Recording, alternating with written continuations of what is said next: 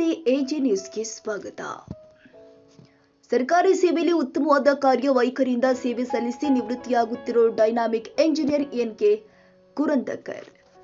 ಹೌದು, ಭಾರತ ದೇಶದಲ್ಲಿ ಅದೆಷ್ಟೋ ಇಂಜಿನಿಯರ್ಗಳು ವಿವಿಧ ಕ್ಷೇತ್ರದಲ್ಲಿ ತನ್ನ ನಿಷ್ಠೆ, ಪ್ರಾಮಾಣಿಕ ಕೆಲಸ ಹಾಗೂ ಕೌಶಲ್ಯತೆಯಿಂದ ತುಂಬಾನೇ ಹೆಸರುವಾಸಿಯಾಗಿದ್ದಾರೆ. ವಿಶೇಷವಾಗಿ ನಮ್ಮ ಕರ್ನಾಟಕ ರಾಜ್ಯದಲ್ಲಂತೂ ವಿವಿಧ ಇಲಾಖೆಗಳಲ್ಲಿ ತನ್ನ ಕೆಲಸಗಳ ಮುಖೇನ ಛಾಪು ಮೂಡಿಸಿ ಅನೇಕ ಇಂಜಿನಿಯರ್ಗಳು ಯುವ ಇಂಜಿನಿಯರ್ಗಳಿಗೆ ಮಾದರಿಯಾಗಿದ್ದಾರೆ. ಇಂಥವರ ಸಾಲಲ್ಲಿ ಪ್ರಸ್ತುತ ಉತ್ತರ ಕನ್ನಡ ಜಿಲ್ಲೆಯ ಶಿರಸಿ ವಿಭಾಗದ ಲೋಕೋಪಯೋಗಿ ಇಲಾಖೆಯಲ್ಲಿ ಕಾರ್ಯನಿರ್ವಾಹಕ ಅಭಿಯಂತರಾಗಿ ಸೇವೆ ಸಲ್ಲಿಸುತ್ತಿರುವ ಶ್ರೀ ಎನ್.ಕೆ. ಕುರಂದಕರ್ ಅವರು ಕೂಡ ಒಬ್ಬರು. ಹಳ್ಳಿಯಾಳ್, ದಾಂಡೇಲಿ, ಶಿರಸಿ ತಾಲೂಕುಗಳಲ್ಲಿ ಎನ್.ಕೆ. ಕುರಂದಕರ್ ಹೆಸರು ಕೇಳಿದರೆ ಸಾಕು, ಪ್ರತಿಯೊಬ್ಬರಿಗೂ ಗೊತ್ತು ಅವರೊಬ್ಬ ಅತ್ಯುತ್ತಮ ಇಂಜಿನಿಯರ್ ಅಂತ. ಇನ್ನು ಇವರ ತಂದೆ ಅರಣ್ಯ ಇಲಾಖೆಯಲ್ಲಿ ಸೇವೆ ಸಲ್ಲಿಸುವುದರಿಂದ ಇವರು ದಿನಾಂಕ 17/1/1964ರಲ್ಲಿ ದಾಂಡೇಲಿಯಲ್ಲಿ ಜನಿಸಿ ತನ್ನ ಬಾಲ್ಯ ಹಾಗೂ ಮೆಟ್ರಿಕ್ ಶಿಕ್ಷಣವನ್ನ ದಾಂಡೇಲಿ ಅಳ್ನಾವರದಲ್ಲಿ ಪೂರೈಸಿ ಪದವಿ ಪೂರ್ವ ಶಿಕ್ಷಣವನ್ನ ದಾಂಡೇಲಿ ಹಾಗೂ ಶಿರಸಿಯಲ್ಲಿ ಪೂರೈಸುತ್ತಾರೆ. ಇನ್ನು ಇವರು ಇಂಜಿನಿಯರಿಂಗ್ ಪದವಿ ವ್ಯಾಸಂಗ ಮಾಡಲು ಮಂಗಳೂರಿನ ಸುರತ್ಕಲ್ ಇಂಜಿನಿಯರಿಂಗ್ ಕಾಲೇಜಿಗೆ ತೆರಳಿ ಸಿವಿಲ್ ಇಂಜಿನಿಯರಿಂಗ್ ನಲ್ಲಿ ಅತ್ಯುತ್ತಮವಾಗಿ ವ್ಯಾಸಂಗ ಮಾಡಿ 1985ರಲ್ಲಿ ಇಂಜಿನಿಯರಿಂಗ್ ಪದವಿ ಪಡೆದು ನಂತರ ಸುಮಾರು 1 ವರ್ಷಕ್ಕೂ ಹೆಚ್ಚು ಕಾಲ ಖಾಸಗಿ ವಲಯದಲ್ಲಿ ಕೆಲಸ ಮಾಡಿ ಸರ್ಕಾರಿ ಇಂಜಿನಿಯರಿಂಗ್ ಪರೀಕ್ಷೆ ಬರೆದು ನೇಮಕವಾಗಿ 1987ರಿಂದ 95ರ ತನಕ ಬೆಳಗಾವಿ ಜಿಲ್ಲೆಯ ನಿಪ್ಪಾಣಿಯ ದೂದ್ಗಂಗಾ ಅಣೆಕಟ್ಟಿನ ಪ್ರಾಜೆಕ್ಟ್ನಲ್ಲಿ ಸಹಾಯಕ ಇಂಜಿನಿಯರ್ ಆಗಿ ಸೇವೆ ಸಲ್ಲಿಸಿ 1995ರಿಂದ 2005ರ ತನಕ ಹಳಿಯಾಳ್ ಪಂಚಾಯತ್ ಇಲಾಖೆಯಲ್ಲಿ ಸೇವೆ ಸಲ್ಲಿಸಿ ನಂತರ ಸಹಾಯಕ ಕಾರ್ಯನಿರ್ವಾಹಕ ಅಭಿಯಂತರಾಗಿ ಪದೋನ್ನತಿ ಹೊಂದಿ 2005ರಿಂದ 2009ರ ತನಕ ಯಲ್ಲಾಪುರದಲ್ಲಿ ಕೆಶಿಪ್ನಲ್ಲಿ ಸೇವೆ ಸಲ್ಲಿಸಿ ನಂತರ ಧಾರವಾಡಕ್ಕೆ ವರ್ಗಾವಣೆಯಾಗಿ 2014ರ ತನಕ ಸೇವೆ ಸಲ್ಲಿಸಿದ್ದಾರೆ. ನಂತರ ಹುಬ್ಬಳ್ಳಿಯ ಕೆಆರ್ಡಿಸಿಎಲ್ನಲ್ಲಿ 2014ರಿಂದ 19ರ ತನಕ ಸೇವೆ ಸಲ್ಲಿಸಿ 2019ರಲ್ಲಿ ಹುಬ್ಬಳ್ಳಿ ಕೆಆರ್ಡಿಸಿಎಲ್ ನಲ್ಲೇ ಕಾರ್ಯನಿರ್ವಾಹಕ ಅಭಿಯಂತರಾಗಿ ಪದೋನ್ನತಿ ಹೊಂದಿ 2022ರ ತನಕ ಸೇವೆ ಸಲ್ಲಿಸಿ ನಂತರ 2022ರಲ್ಲಿ ಉತ್ತರ ಕನ್ನಡ ಜಿಲ್ಲೆಯ ಶಿರಸಿ ವಿಭಾಗದ ಲೋಕೋಪಯೋಗಿ ಇಲಾಖೆ ಕಾರ್ಯನಿರ್ವಾಹಕ ಅಭಿಯಂತರಾಗಿ ವರ್ಗಾವಣೆಯಾಗಿ ಬಂತು. ಇದೇ ತಿಂಗಳು ಕೊನೆ ದಿನಾಂಕ ಅಂದ್ರೆ 31/1/2024ರಲ್ಲಿ ತನ್ನ ಸುದೀರ್ಘ ಸರ್ಕಾರಿ ಇಂಜಿನಿಯರಿಂಗ್ ಸೇವೆಯಿಂದ ನಿವೃತ್ತರಾಗಿದ್ದಾರೆ.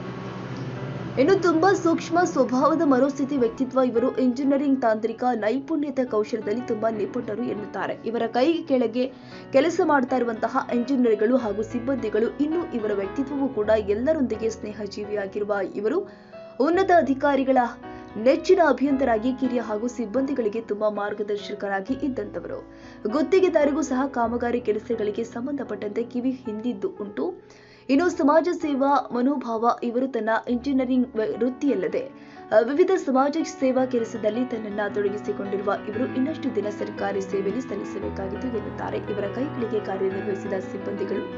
ಆದ್ದರಿಂದ ಇತ್ತೀಚೆಗೆ ಇನ್ನು ನಮ್ಮ ನ್ಯೂಸ್ ಸಮೂಹದ ರಾಜ್ಯ ವಿಶೇಷ ಪ್ರತಿನಿಧಿ ಬಸವರಾಜ್ ಕೂಡ ಇವರನ್ನ ಸಮಸ್ಯೆಗೆ ಸಂಬಂಧಪಟ್ಟಂತೆ ಸಂದರ್ಶನದ ಅಭಿಪ್ರಾಯ ಸಂಗ್ರಹ ಮಾಡಿ ನಂತರ ಇವರ ಇಂಜಿನಿಯರಿಂಗ್ ಸೇವೆಯನ್ನ ಗಮನಿಸಿ ಇವರ ಬಗ್ಗೆ ಇವರ ಕೈಗಳಿಗೆ ಕೆಲಸ ಮಾಡ್ತಾ ಇರುವ ಅಭಿಯಂತರರಿಂದ ಅಭಿಪ್ರಾಯ ಸಂಗ್ರಹ ಮಾಡಿ ಅಭಿನಂದನಾ ಲೇಖನದ ಸಮಗ್ರ ವರದಿ ಪ್ರಕಟಣೆ ಮಾಡಿದ್ದಾರೆ ಅಂತ ರೀಸನ್ ಗೊತ್ತಿರೋದಿಲ್ಲ. ಹೀಗಾಗಿ ಈಗ ಟೈಮ್ ಬಂದಿದೆ, ರೋಡ್ ಹಾಳಾಗ್ಲಿಕ್ಕೆ ಕಾರಣಗಳು ಏನಿದಾವೆ ಅಂತ. ಹಾಗಾಗಿ ಸರ್ಕಾರದ ಇದೊಂದು ನಿರ್ಧಾರದಿಂದ ನಮ್ಗೆ ತುಂಬಾ ಅನುಕೂಲ ಆಗಿದೆ. ಹೊಸ ರೂಪುರೇಷೆ ಆಗುವವರೆಗೆ ನಾವು ಯಾವುದೇ ಕೇಬಲ್ ಹಾಕ್ಲಿಕ್ಕೆ ಪರ್ಮಿಷನ್ ಕೊಡ್ತಾ ಇಲ್ಲ. ಸರ್, ಈಗ ಮೊನ್ನೆ ತಾನೇ ವಿಶೇಷವಾಗಿ ರಸ್ತೆ ಕಾಮಗಾರಿ ಮಾಡ್ತಾವ್ರೆ. ರಸ್ತೆ ಕಾಮಗಾರಿ ರಸ್ತೆ ಒಂದ್ ರೀತಿ ರಸ್ತೆ ಬದಿಲಿ ರಸ್ತೆನೂ ಸಹ ಅಡ್ಡು ಬಿಟ್ಟಿದ್ದಾರೆ. ಅಡ್ಡಿ ವಿಶೇಷವಾಗಿ ಕಾಮಗಾರಿ ಸಾಕಷ್ಟು ಸ್ಟಾರ್ಟ್ ಇದೆ. ಇನ್ನ 6-7ನೇ ತಾರೀಕು 6ನೇ ತಿಂಗಳು ಒಂದ್ ರೀತಿ 7ನೇ ಇದಾದ್ರೂ ಸಹ ಇನ್ನ 4 ತಿಂಗಳು ಇದಾದ್ರೂ ಸಹ ಇನ್ನ ಕಾಮಗಾರಿ ಸ್ಟಾರ್ಟ್ ಇದೆವಲ್ಲ ಸರ್? ನೋಡ್ಬೇಕು, ನಮ್ಮಲ್ಲಿ PWD ವ್ಯಾಪ್ತಿಯ ರೋಡಲ್ಲಿ ಈಗ ಇದು ಕೇಬಲ್ ಅನ್ನೋ ತಿಂಕ KBJNL ಪೈಪ್ ಲೈನ್ ಮತ್ತು UGD ಲೈನ್ ಮಾತ್ರ ಸ್ವಲ್ಪ ಪ್ರಾಬ್ಲಮ್ ಆಗಿತ್ತು ದಾಂಡೇಲಿ ಭಾಗದಲ್ಲಿ. ಅದು ಬಿಟ್ಟರೆ ಕೇಬಲ್ ಅಳವಡಿಸೋ ಕಾಮಗಾರಿಗಳು ಹೆಚ್ಚಾಗಿ ಯಾವ್ದು ನಡೀತಾ ಇಲ್ಲ.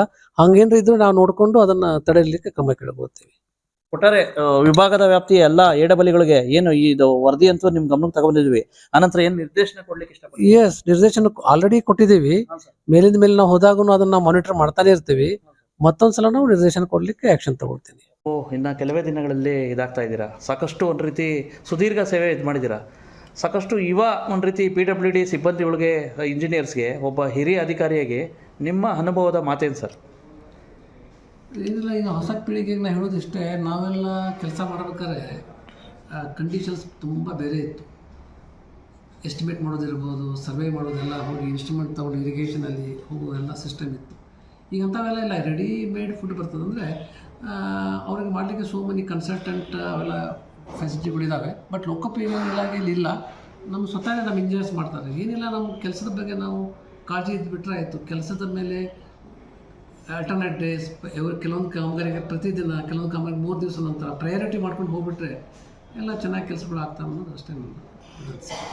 ಆನಂತರ ಸರ್ ಬರ್ತಾ ಇದೆ. ಹಾಂ ಸರ್. ಅಲ್ಲ ಸರ್, ನಿವೃತ್ತಿ ನಂತರ ಏನು ಕೆಲವು ಸಮಾಜ ಸೇವೆಗೆ ಹೋಗ್ತಾರೆ, ಕೆಲವರು ರಾಜಕಾರಣಕ್ಕೆ ಹೋಗ್ತಾರೆ, ಕೆಲವರು ಸ್ವಂತ ಏನಾದ್ರು NGO ಥ್ರೂ ಇದು ಮಾಡ್ತಾರೆ.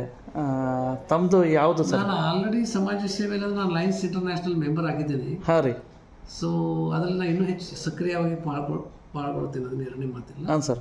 ಮುಂದಿನ ಯಾವುದೇ ಬೇರೆ ಯಾವುದಂದ್ರೆ ಪ್ಲ್ಯಾನ್ ಇಲ್ಲ. ಹಾಂ ಸರ್.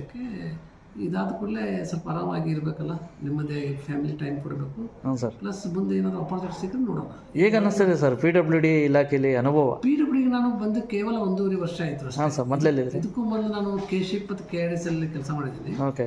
PWD ಕೆಲಸ ಮಾಡಿದ್ದು ಇದು ಕಾರ್ಯವ್ಯಾಪ್ತಿ ನಂಗೆ ತುಂಬ ಕಡಿಮೆ. ಹಾಂ ಸರ್.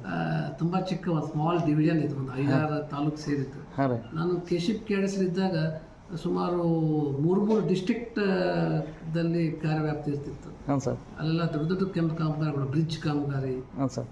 ರೋಡ್ ಅಂದರೆ ಪ್ಯಾಕೇಜ್ ಅಂದರೆ ಒಂದು ಡಿಸ್ಟ್ರಿಕ್ಟಿಂದ ಮತ್ತೊಂದು ಡಿಸ್ಟ್ರಿಕ್ಟ್ ಅಥವಾ ಒಂದು ಸ್ಟೇಟಿಂದ ಮತ್ತೊಂದು ಸ್ಟೇಟ್ ಬಾರ್ಡರ್ ಕನೆಕ್ಟ್ ಆಗುವಂಥ ರಸ್ತೆಗಳನ್ನು ಮಾಡಿದ್ದೀವಿ. ಹಾಂ ಸರ್. ಸುಮಾರಷ್ಟು BRTS ಕಾರಿಡಾರ್ ಇರ್ಬೋದು, ಹುಬ್ಳಿ ಧಾರವಾಡ. ಹಾಂ ಸರ್. ದೆನ್ ಉತ್ತರ ಕನ್ನಡ ಜಿಲ್ಲೆಯಲ್ಲಿ ಸುಮಾರು 5-6 ಮೇಜರ್ ಬ್ರಿಡ್ಜ್, ಬೆಳಗಾವಿ ಡಿಸ್ಟಿಕಲ್ಲಿ 8 ಮೇಜರ್ ಬ್ರಿಡ್ಜ್. ಹಾಂ ಸರ್. ಅವೆಲ್ಲ ನಾವು ಸ್ಟಾರ್ಟ್ ಮಾಡಿ 80% ಕೆಲಸ ಮುಗಿಸಿ ನಂತರ ಲಾಸ್ಟ್ಗೆ ಇಲ್ಲಿ ಬಂದಿದ್ದೆ. ಹಾಂ ಸರ್. ಸರ್ ಹೇಳಿ ಸರ್, ಈಗ ತಮ್ಮ ಒಂದು ತಾವು ಸಹ ಒಂದು ರೀತಿ ಉಪವಿಭಾಗ, ಜೊಯ್ಡಾ ಉಪವಿಭಾಗದ PWD ಸಹಾಯಕ ಕಾರ್ಯನಿರ್ವಾಹಕ ಅಭಿಯಂತರರು. ವಿಶೇಷವಾಗಿ ನಿಮ್ಮ ಕಾರ್ಯನಿರ್ವಾಹಕ ಅಭಿಯಂತರಾಗಿರ್ತಕ್ಕಂಥ ರಾಜು ಪುರಂತ್ಕರ್ ಸಾಹೇಬರು ನಿವೃತ್ತಿ ಆಗ್ತಾವ್ರಿ ಇನ್ನು ಕೆಲವೇ ದಿನಗಳಲ್ಲಿ, ಈ ಒಂದು ತಿಂಗಳ ಒಂದು ಹೆಂಡಿನಲ್ಲಿ.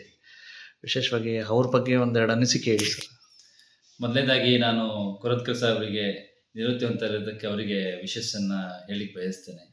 ಕುರತ್ಕರ್ ಅಂತ ಸಾಹೇಬರು ಪಡೀಲಿಕ್ಕೆ ನಾವು ಭಾಳಷ್ಟು ಪುಣ್ಯವಂತ ಹೇಳಿಕೆ ಅಭಿಪ್ರಾಯ ಪಡ್ತೇನೆ. ಯಾಕಂತ ಹೇಳಿದ್ರೆ ಭಾಳಷ್ಟು ಸಿಚುವೇಶನ್ದಲ್ಲಿ ನಮ್ಗೆ ಅವರು ಭಾಳಷ್ಟು ಹೆಲ್ಪ್ ಮಾಡಿದ್ದಾರೆ. ಯಾವ ರೀತಿ ಇರಬೇಕು, ಒಬ್ಬ ಇಂಜಿನಿಯರ್ ಆದವನು ಯಾವ ರೀತಿ ಕೆಲಸ ಮಾಡಬೇಕು ಅಂತ ಭಾಳಷ್ಟು ನಮಗೆ ಸಲಹೆ ಸೂಚನೆಗಳನ್ನು ನೀಡ್ತಾ ಬಂದಿದ್ದಾರೆ. ಇದೇ ರೀತಿ ಅವರು ನಮಗೆ ಭಾಳ ಸಹಕಾರ ಕೊಟ್ಟಿದ್ದಕ್ಕೆ ನಾನು ಜೊಯ್ಡಾ ಉಪವಿಭಾಗದ ಪರವಾಗಿ ಅವರಿಗೆ ಭಾಳ ಅಭಿನಂದನೆ ಸಲ್ಲಿಸ್ತೇನೆ. ಹಾಗೂ ಅವರ ನಿವೃತ್ತಿ ಜೀವನ ಸುಖದಿಂದ ಸಂತೋಷದಿಂದ ಕೂಡಲಿ ಅಂತ ಹೇಳ್ಕೊಂಡು ನಮ್ಮ ಉಪವಿಭಾಗದ ಪರವಾಗಿ ಅವರಿಗೆ ಅಭಿನಂದನೆಗಳನ್ನು ಸಲ್ಲಿಸ್ತೇನೆ. ದಿನಗಳಲ್ಲಿ ನಿವೃತ್ತಿ ಆಗ್ತಾವ್ರೆ, ಅವ್ರ ಬಗ್ಗೆ ನಿಮ್ಮ ಅಭಿಪ್ರಾಯ ಹೆಂಗೆ ಸರ್? ಸರ್,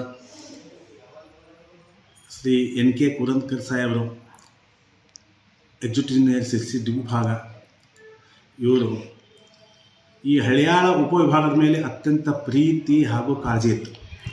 ಯಾಕಂದರೆ ಹಳಿಯಾಳನೇ ಅವರ ಸ್ವಂತ ಊರು. ಹೀಗಾಗಿಬಿಟ್ಟು ವಾರಕ್ಕೆ 3-4 ಸಾರಿ ಇಲ್ಲಿ ಇನ್ಸ್ಪೆಕ್ಷನ್ ಮಾಡ್ತಾಯಿದ್ರು. ನಮ್ಮ ಈ ಲೋಕೋಪಯೋಗಿ ಇಲಾಖೆ ವ್ಯಾಪ್ತಿ ಒಳಪಡ್ತಕ್ಕಂಥ ಪ್ರತಿಯೊಂದು ರಸ್ತೆನೂ ಅವರು ಇನ್ಸ್ಪೆಕ್ಷನ್ ಮಾಡಿದ್ದಾರೆ. ಒಬ್ಬರ ಮುತ್ಸದ್ದಿ ಹಾಗೂ ಅನುಭವಿ ಸರ್ಕಾರಿ ನೌಕರರು. ನೆಕ್ಸ್ಟ್ ಹೇಳಬೇಕಂತಂದರೆ ಸರ್ಗೆ ಅಗಾಧವಾದಂಥ ತಾಂತ್ರಿಕತೆ ಅವರಲ್ಲೇ ಇದೆ. ಅವರು ನಮ್ಮ ಉಪವಿಭಾಗಕ್ಕೆ ಈಗ 20 ತಿಂಗಳಲ್ಲಿ ಸಾಕಷ್ಟು ಕೆಲಸಗಳನ್ನು ಇಲ್ಲಿ ನಿರ್ವಹಿಸಿದ್ದಾರೆ. ಅರೌಂಡ್ ಒಂದು 33 ಕಿಲೋಮೀಟರ್ ಜಿಲ್ಲಾ ಮುಖ್ಯ ರಸ್ತೆಗಳನ್ನು ಸುಧಾರಣೆ ಮಾಡಿದ್ದಾರೆ. 28 ಕಿಲೋಮೀಟರ್ಗಳನ್ನು 27 ರಾಜ್ಯ ಹೆದ್ದಾರಿ 28 ಕಿಲೋಮೀಟರ್ ರಾಜ್ಯ ಹೆದ್ದಾರಿಯನ್ನು ಸುಧಾರಣೆ ಮಾಡಿಸಿದ್ದಾರೆ. ನೆಕ್ಸ್ಟು 25.5 ಕಿಲೋಮೀಟರ್ ರಾಜ್ಯ ಹೆದ್ದಾರಿ SHDP ಯೋಜನೆಯಲ್ಲಿ ಅದನ್ನು ಸುಧಾರಣೆ ಮಾಡಿ ಎಲ್ಲ ರಸ್ತೆಗಳು ಸುಸಂಸ್ಥಿತವಾಗಿರುವಂತೆ ಮಾಡಿದ್ದಾರೆ. ಸರು ನಿವೃತ್ತಿ ಆಗಿರೋದಕ್ಕೆ ನಮಗೆ ಇಷ್ಟು ಬೇಸರ ಆಗ್ತಾಯಿಲ್ಲ. ಅವರೊಬ್ಬರು ಈ ಹಳ್ಯಾಳದವರೇ ಇದ್ದು ಇಲ್ಲಿಯ ಪ್ರತಿಯೊಂದು ಕಾಮಗಾರಿಗಳನ್ನು ನೋಡಿದ್ದಾರೆ. ನೆಕ್ಸ್ಟು ಅದಕ್ಕೆ ಸರ್ ಅವರ ನಿವೃತ್ತಿ ಜೀವನವು ಸುಖಕರಮಯವಾಗಿರಲಿ ಅಂತ ಹೇಳ್ತಾ ಅವರಿಗೆ ಅವರ ಕುಟುಂಬಕ್ಕೆ ದೇವರು ಆಯುರಾರೋಗ್ಯ ಆಯುಷ್ಯ ಕೊಡಲಿ ಅಂತೇಳಿ ನಾನು ದೇವರಿಗೆ ಇವರ ನಿವೃತ್ತಿ ಜೀವನವು ತುಂಬಾ ಸುಖಕರವಾಗಲಿ ಎಂಬುದು ನಮ್ಮ ಪತ್ರಿಕಾ ಸಮೂಹದ ಆಶಯವಾಗಿದೆ. ತಾಜಾ ಸುದ್ದಿಗಾಗಿ AJ ನ್ಯೂಸ್ 24/7 ಗೆ ಸಬ್ಸ್ಕ್ರೈಬ್ ಮಾಡಿ ಮತ್ತು ಬೆಲ್ ಐಕಾನ್ ಒತ್ತಿ ತಪ್ಪದೇ ಲಿಂಕ್ ಶೇರ್ ಮಾಡಿ.